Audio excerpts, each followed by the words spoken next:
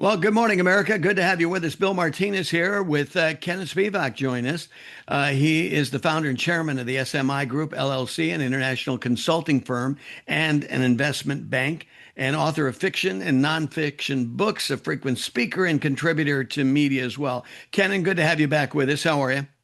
I'm great. Thanks, Bill. Thanks for having me. Well, great to have you here. We last time we talked about the importance of free speech and being respectful, and now we want to take a look at your latest column on the Democrats' refusal to fund the Department of Homeland Security, which you say has exceeded any hypothesis of good faith, right? Absolutely. There's no more reason. There was never a reason for what they did, but they used the pretext of being dissatisfied with ICE. Whether they were or they weren't, most of what needed to be fixed from their view, not even from my view, has been fixed. And now we're in a war. And now we've had four terrorism incidents in the last 2 weeks. And we Exactly. need the Department of Homeland Security. We need TSA so that we can have travel as we go into spring break. We just need America to be operating. Right, exactly. Well, and the thing is that when you look back at what the left did, they exacerbated the problem. I mean, they just took advantage of what was going on. Here, ICE was called to do something that was really beyond their capacity and training, in a sense.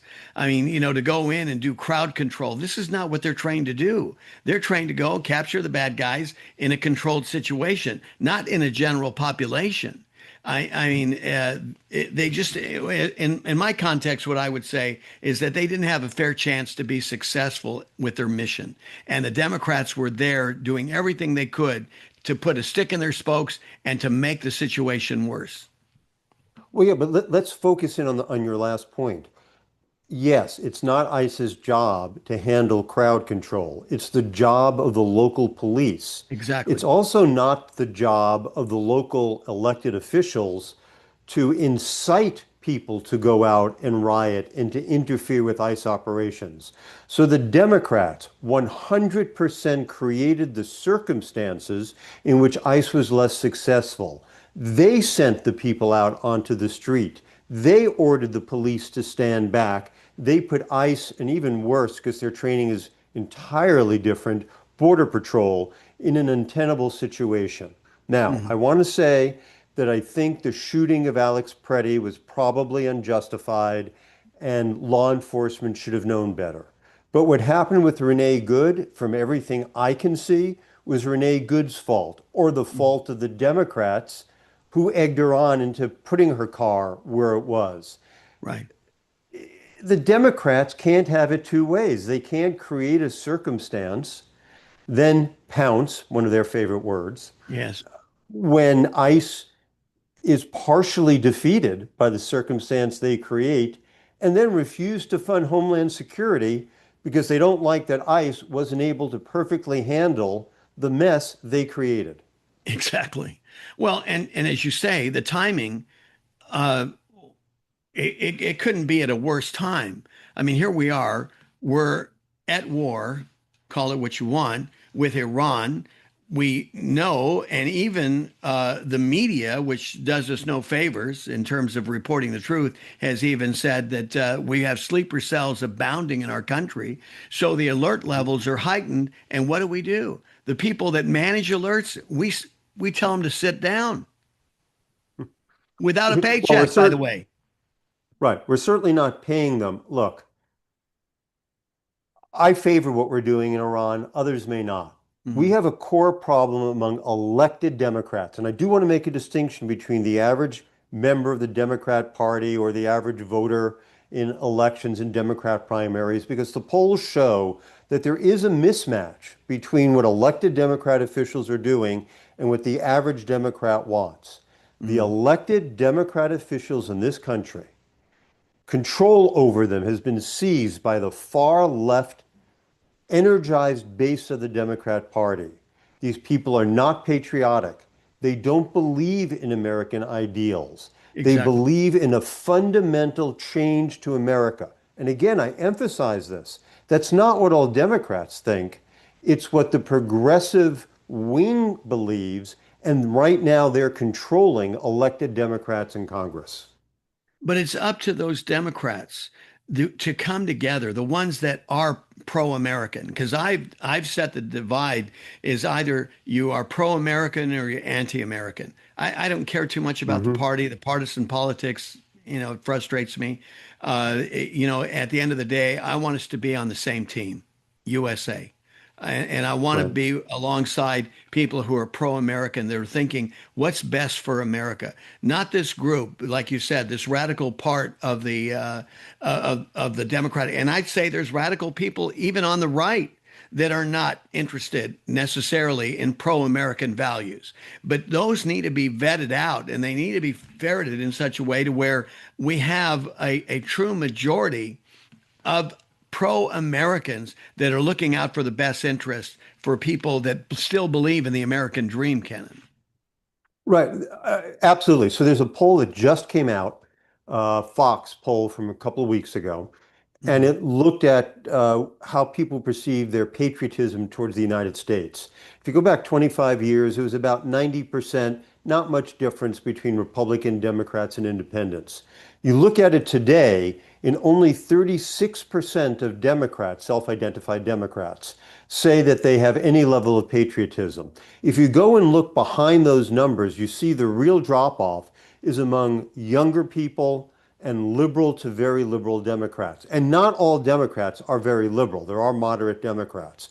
Among Mhm. moderate Democrats, many remain patriotic. And to your point, oh, somewhere around 20% of Republicans don't describe themselves as patriotic. And those are probably Republicans on the very far right. We have a Mhm. problem on the very far right and the very far left. Right now, the far left has more people than the far right, and the far left is more powerful than the far right, but both are not good for America.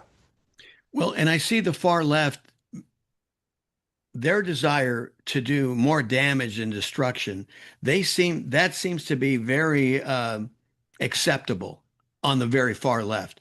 On the far right, they may pitch a fit and everything, but they're not the ones necessarily that would be doing the things that the left do in terms of destruction of property and things like that. Yeah, Unless we I'm we were missing something. together. No, no, no. We were together several months ago, and we discussed one of my articles about the FIRE survey. Mhm. That's the Freedom Free Speech Organization survey of Right. universities. And that survey showed on the university campuses that, first of all, across all students, there had been a decline in the belief in freedom of speech and the right to address controversial issues. But on the use of violence, among those who describe themselves as liberal, a majority believe that the use of violence was occasionally at least justified, and a smaller percent thought that it was often justified. A Mhm. totally unrelated study by YouGov of all Americans, it's not focused just on campuses, showed that about a quarter of all self-identified liberals believe that violence is justified. On the conservative side, it was 3%. Mhm. So, yes, we have a problem. It's not only among liberals who are the far left, but Mhm. it is predominantly among the liberals and the far left. They are much more willing to act on their impulses, and they just don't like America. Right. Got to go to a quick break. We'll pick it up on the other side. More from Kenan after this. Stay with us. Hey, welcome back. Bill Martinez here. We got Kenan Spivak continuing with this, the founder and chairman of the SMI Group. Kenan, yeah, I think that's the bottom line. Again, just in terms of the sentiment, and this is something that I've seen quite glaringly in the recent months, is you get this movement, this anti-American movement, and it's shocking. And I think it's hard for people to even when they're hearing elected officials that are card carrying Marxists. Trevor Loudon's been on with us several times. He's done a deep down research and he's got the receipts on all this stuff. And it's tough for the audience to hear that fellow Americans really want to hurt America. Right. It's a combination of two phenomena happening at the same time. Trump derangement syndrome, which, I don't want to go so far as to say anti-Trump is anti-American because Mm, that's a little silly, but there's this strong, visceral, to me, not really entirely understandable, just absolute hate of Donald Trump and anything he does. I mm, don't mean that I don't understand that people might not agree with him on issues or might mm. not like the way he comports himself. But Right. this absolute hate, I don't understand. And add to that intersectionality, this view that the white patriarchy, whatever that is out to get them, a huge dose of anti-Semitism, and Mm, wrap this all together, and it's a combination of people who hate America, people who hate Western culture, and people who hate Donald Trump. And you put them all together, and you have a lot of the trouble we are in of late. You have mm, DHS, Department of Homeland Security, defunded. You have Americans hoping that America will lose, and it is a war, this war in Iran. You have Americans hoping that Palestinian terrorists will annihilate all Jews everywhere in the world. Uh, mm. we're in a bit of a mess. Well, and I think that at the core of all this, it's our moral compass has been compromised. That is the basis of Western civilization, is that, and this is what ignited this movement and really gave the birth of America was religion and freedom of religion and to be able to do right for ourselves and for our fellow man. And that is being, threatened. The media, I mean, this abject hatred for Donald Trump. In fact, I wrote a column about a year and a half ago. Who told you to hate Donald Trump? Yeah. And you look at the media reports. MRC continues to report that the media reports negatively on Donald Trump 94% of the time. That's not by accident. Oh, every headline in the Wall Street Journal, New York Times, Washington Post is anti-Trump. Um, if we have a stunning victory in Iran, the headline is U.S. fails to achieve 100% of objectives because we only achieved 99%. Right. It's out of control. Let me tell you one startling number. There is a centrist Democrat organization called Third Wave, and they've been really hitting their head against the wall for the last few years, Mhm. trying to convince the Democrat Party to move closer to the center and away from the far left. And they've commissioned polls by all sorts of different organizations. One came out last week, and a majority of Democrats identify themselves as observant Christians. And that Mm. startled even Third Wave. Yes. It's not what they expected to find, but it was the case. There is a difference between the Democrat base and elected Democrat officials. There is not anymore much of a difference between radical left Democrats and Democrat elected officials. So Exactly. here's what I would say to the Democrats in the base: take back control of your party. Hmm. I still may not agree with all of the policies you'll want to follow, but we will be in complete agreement on values and on a desire to do what's right. And then we can try to figure out how do we compromise on getting there. You're exactly right. That's the Democratic Party of the 60s and 70s that's been lost because, you could have people going, across the aisle, politicians going across the aisle because at the end of the day, we were kind of looking at the same hill. We had the same mission. And what we were arguing over was the process. That's healthy. But now it's like we don't even know what hill we're conquering here. Right. There's always going to be a difference on what percent of the budget do we want to allocate for social purposes, what percent do we want to allocate for defense, uh, how much surveillance should there be or not be, how much regulation should there be or not be, should workers get double overtime, single overtime. There'll always be differences of opinion on issues like that. Right. But those are still within the same value structure, the same goal, and the same love for America. Let's get back to those discussions and not this deranged cultural Marxism, intersectionality, anti-Semitism, which is pervading the Democrat Party from the left, and unfortunately, even some of the Republican Party from the far right. Well, here we are on the verge of celebrating our 250th year anniversary. Uh, this could be quite the demarcation where we either are able to come together and bring these disparate ideas, you know, to some kind of peaceful arrangement, so to speak, so that we can talk and be able to advance Mhm. our culture, or we just get absolutely nuts and we could end up in another revolution, which maybe may not be all that bad. I don't know. Well, I'd rather not be in another revolution, but Well, we're kind of if in one people, anyway right now. It's it, soft, a but soft one, yeah. yeah. No, I agree. I think if people on both sides of the aisle, particularly at the extremes, listen to what you just said about working things through. Look, people like you and I are politically conservative, but we Mhm. understand the value of compromise and collaboration and trying to be a single people with a common objective. When people don't share that view of politics, they're not helpful to the process or the nation. And look what we draw into the country. We draw more of the same. And right now we're fractured. This is what is so dangerous about what Joe Biden did in an open border policy. We brought all these people, and I mean, coming in as an immigrant, these modern immigrants had to be totally confused because, what is America, Kenan? I mean, we're just so we're just Well, so confused ourselves.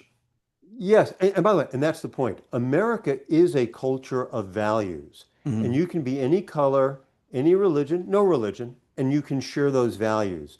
Yes. But it is okay for America to say, we want immigrants to be coming to America because they share our values. Our values don't mean that they want time and a half, double time, triple time. It doesn't mean what percent of the budget they want spent for defense, but Mhm. it does mean a fundamental belief in our Constitution, in the first 10 amendments to our Constitution, in our Declaration of Independence. And people that don't share those values should live someplace else where they'll be happier.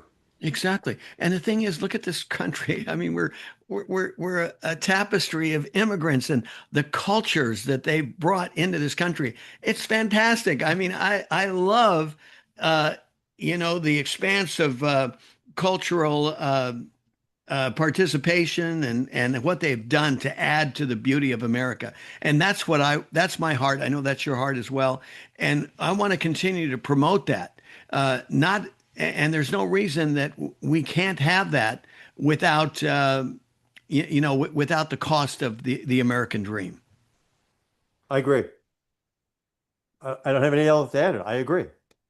Well, I was going to give you 30 seconds to summarize and and wrap it up here with your brilliance. So, anyway, Uh, this has been a good discussion, and I appreciate, your participation in it because, this is, we've got to put in the positive discussion, the positive ideas into this negative environment to balance it out, Kenan. right. No, you are completely right. And if polls are the least bit accurate, and I don't mean just this one particular poll from last week, Right. most Americans share that view.